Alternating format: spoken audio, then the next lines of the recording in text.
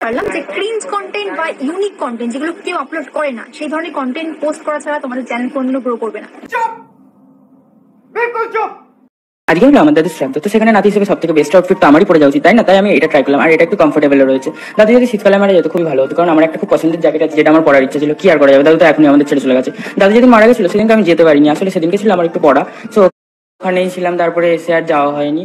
So এখনই যাচ্ছি দাদুদের বাড়ি, মরার পর থেকে আজকেই ফার্স্ট যাচ্ছি। তো আজকে একটু ভালো করে রেডি না হয়ে চলে গেলে তো হয় না। আর এই চশমাটা এই আউটফিটের সঙ্গে জাস্ট অসম। আর আমার লুকটা কেমন হয়েছে তোমরা কমেন্ট। कौन है ये लोग? দাদু ভাবছে নাতি হয়েছে, জ্বালাবে বংশের বাতি। নাতি বড় হয়ে দাদুরই শ্রাদ্ধে হচ্ছে সেজে গুজে রেডি। এই দৃশ্য দেখার পর ঠাম্মা ভাবছে নাতিকে মনে হয় পেছোয় পেয়েছে। নানা ঠাম্মা, তোমার নাতি ভাইরাল হবার নেশায় ডুবেছে।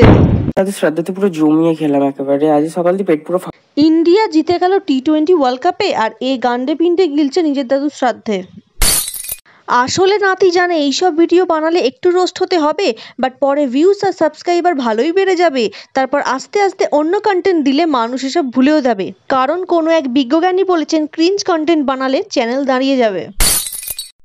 পারলাম যে ক্রিঞ্জ কন্টেন্ট বা ইউনিক কন্টেন্ট যেগুলো কেউ আপলোড করে না, সেই ধরনের কন্টেন্ট পোস্ট করা ছাড়া তোমাদের চ্যানেল কোনদিনও গ্রো করবে না।